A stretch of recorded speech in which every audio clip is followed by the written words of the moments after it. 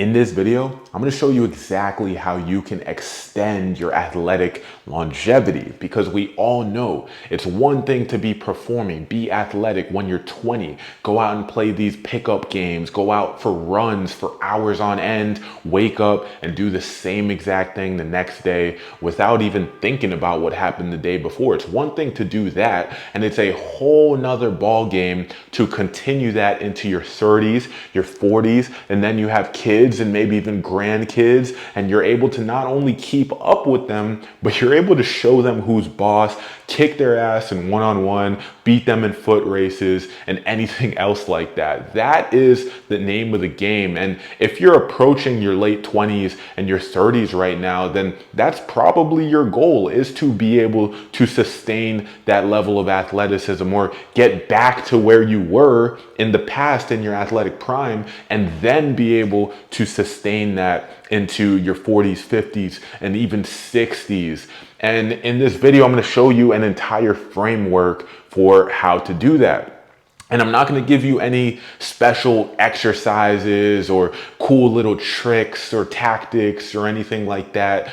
I don't think that stuff really serves people. You can maybe go on my Instagram and go check out some of the cool videos I post and copy the exercises there, but that's not truly going to serve you. What's going to serve you is understanding this framework that I'm going to lay out in this video. And by the end of this, you're going to have a very clear understanding of what you need to work on if you're going to get to that place where you're in your 50s and again, you're dunking on your kids and again, showing them who's boss. And you just have that level of athleticism maintained so that you feel good in your body. You don't have any of these aches and pains holding you back, keeping you on the sidelines. You're able to keep up with the 20-year-olds, and you're that dude who's just kicking ass into their older age.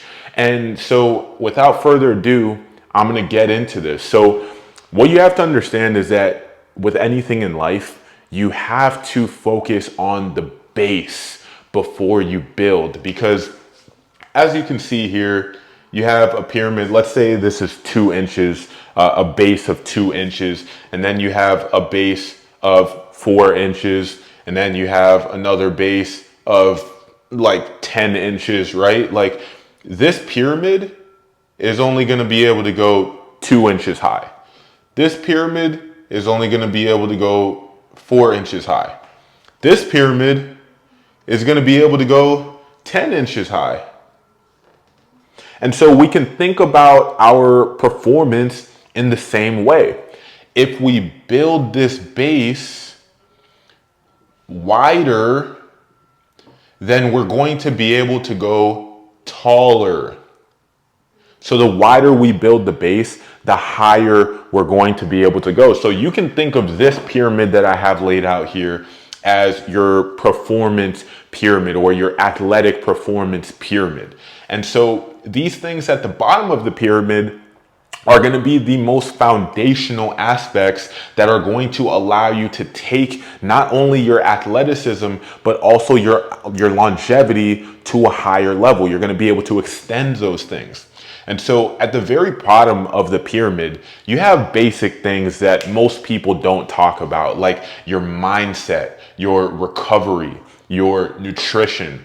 If you have this mindset that your body is weak and frail and that you'll never be athletic again, and you make all these excuses in your head about why that's true to sell yourself on that notion, then there's nothing anybody can do for you. There's no exercises, no magic workouts that anybody can give you if you have a poor mindset. The same is true of your recovery. If you're not managing your stress, if you're just so stressed out from work, you hate your life, you're just kind of throwing all that stuff under the rug, not actually facing your issues, then there's also nothing to do, because you're going to be in this constant state of stress that you're not actually managing, that you're not actually recovering from, and thus anything you do up top in the pyramid isn't going to be effective. So you need to, and same is true of nutrition. So you need to make sure that you have all of these fundamental building blocks down and build those as wide as possible to create the base for the cool stuff, the stuff that everybody loves to do. And so the stuff at the top of the pyramid is what everybody wants to focus on, right? You want to be able to focus on the strength, the power, the speed, just general performance, going out and playing. You don't want to think about all this other stuff. But again, this stuff is going to lay the foundation for your athleticism and for your longevity, because you might even be able to work on strength, work on power, work on your ability to change directions. You might be able to focus on that, and for a while it really helps you enhance your performance and your athleticism, but you're just going to shoot up really quick and then come right back down because you don't have the foundation to actually sustain that level of athleticism. And that's why people all the time, they get into their 30s, they get into their 40s, and they used to be really athletic, but now they just have this huge drop off.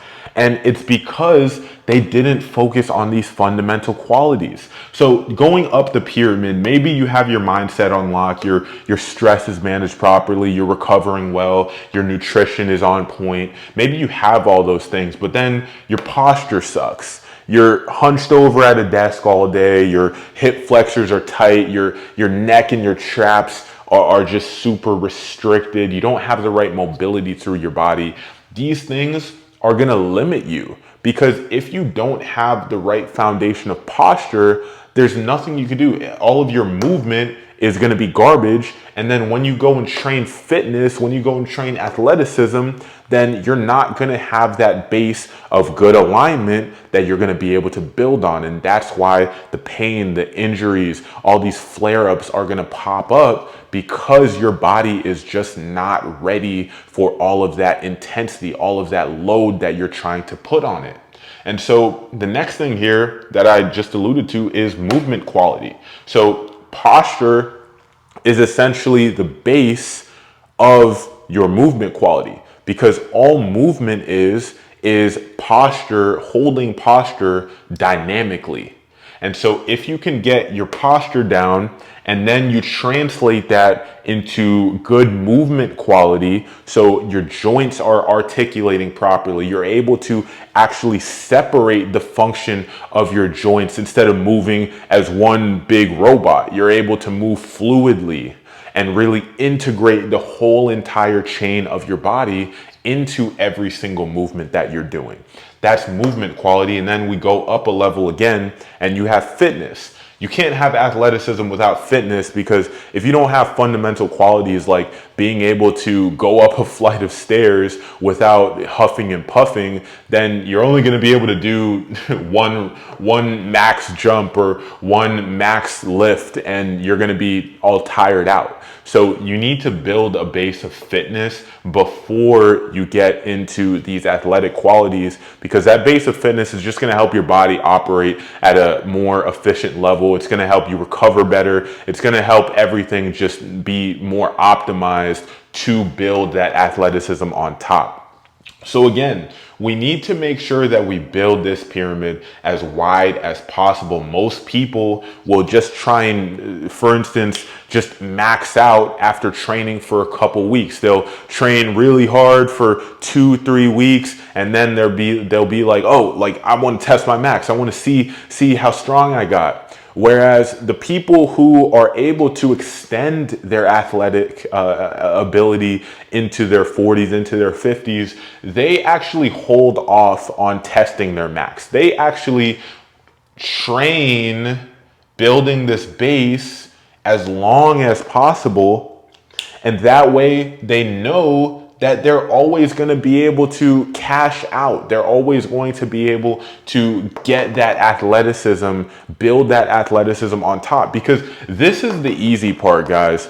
Building athleticism, all of this, it takes time. It takes patience. It takes dedication, consistency, coming every day, being focused, and being in a place where you don't fall for the short-term gratification. Because again, You can go and train athletically, try and put on strength, put on size, put on power, put on speed. And I've seen people do that and they get quick gains. But then again, they drop off because they either get injured or they plateau or whatever it is. Their body just can't accept more. The only way to accept more is for it to break, basically. So build the foundation and you'll extend your longevity. And again, you'll be able to dunk on your kids, be able to beat them in races and whatever it is that you want. So if that makes sense, then implement it.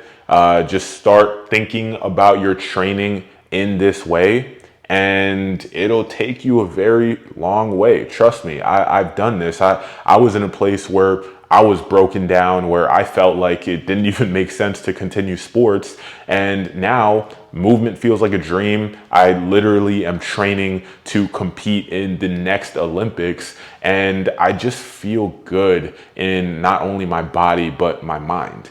And it was all because of these principles, because of this framework, because of this mindset, this approach to training that I've gotten to this place. So if that's something you want to do too, I really know that this is going to be the way for you. So without any more kind of elaboration on this, that's it for this video, and I'll see you in the next one.